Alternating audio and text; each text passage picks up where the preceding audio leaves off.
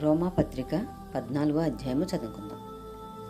విశ్వాస విషయమై బలహీనమైన వారిని చేర్చుకునడి, అయినను సంశయములను తీర్చుటకు వాదములను పెట్టుకొనవద్దు. ఒకడు సమస్తమును తినవచ్చునని నమ్ముచున్నాడు, మరి ఒకడు బలహీనుడై ఉండి కూరగాయలనే తినుచున్నాడు. తినువాడు తిననివాని తృణీకరింపకూడదు, తిననివాడు తినువానికి తీర్పు తీర్చకూడదు. ఏలయనగా దేవుడు అతను చేర్చుకొనెను. పరుని సేవకునికి తీర్పు తీర్చుటకు నీవెవడవు? అతడు నిలిచి ఉండుటైనను పడి ఉండుటైనను అతని సొంత యజమానుని పనియే. అతడు నిలుచును, ప్రభు అతను నిలవబెట్టుటకు శక్తి గలవాడు. ఒకడు ఒక దినము కంటే మరి ఒక దినము మంచి దినమని ఎంచుచున్నాడు, మరి ఒకడు ప్రతి దినమును సమానముగా ఎంచుచున్నాడు. ప్రతివాడు తన మట్టుకు తానే తన మనసులో రూఢీపరుచుకొన వలెను. దినమును లక్ష్యపెట్టువాడు ప్రభు కోసమే లక్ష్యపెట్టుచున్నాడు. తినువాడు దేవుని కృతజ్ఞతాస్తులు చెల్లించున్నాడు గనుక ప్రభు కోసమే తినుచున్నాడు. తిననివాడు ప్రభు కోసము తినటం అని దేవునికి కృతజ్ఞతాస్తులు చెల్లించున్నాడు. మనలో ఎవడునూ తన కోసమే బ్రతకడు, ఎవడునూ తన కోసమే చనిపోడు.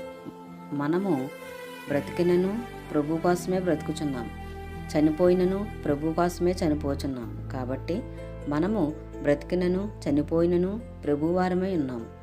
తాను మృతులకును సజీవులకును ప్రభువై ఉండుటకు ఇందు నిమిత్తమే గదా క్రీస్తు చనిపోయి మరలా బ్రతికెను. అయితే నీవు నీ సహోదరునికి తీర్పు తీర్చనేలా, నీ సహోదరుని నిరాకరింపనేలా మనమందరము దేవుని న్యాయపీఠం ఎదుట నిలుతుము.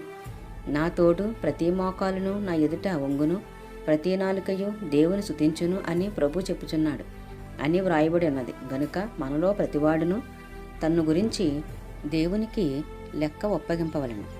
కాగా మనమిక మీదట ఒకరికొకడు తీర్పు తీర్చకుందుము. ఇదియుగాక సహోదరునికి అడ్డమైనను ఆటంకమైనను కలగజేయకుందుమని మీరు నిశ్చయించుకునడి. సహజముగా ఏదియు నిషిద్ధము కాదని నేను ప్రభువైన యేసునందు ఎరిగి రూఢిగా నమ్ముచున్నాను. అయితే ఏదైనాను నిషిద్ధమని ఎంచుకుని వానికి అది నిషిద్ధమే. నీ సహోదరుడు నీ భోజన మూలముగా దుఃఖించినలా నీవికను ప్రేమ కలిగి నడుచుకొనివాడు కావు. ఎవని కొరకు క్రీస్తు చనిపోయినో వానిని నీ భోజనము చేత పాడు చేయుకుము. నీకున్న మేలైనది దూషణపాలు కానియుకుడి. దేవుని రాజ్యము భోజనమును పానమును కాదు గాని నీతియు సమాధానమును పరిశుద్ధాత్మయందలి ఆనందమునై ఉన్నది. ఈ విషయమందు క్రీస్తునకు దాసుడైన వాడు దేవునికి ఇష్టడును మనుషుల దృష్టికి యోగ్యుడనై ఉన్నాడు.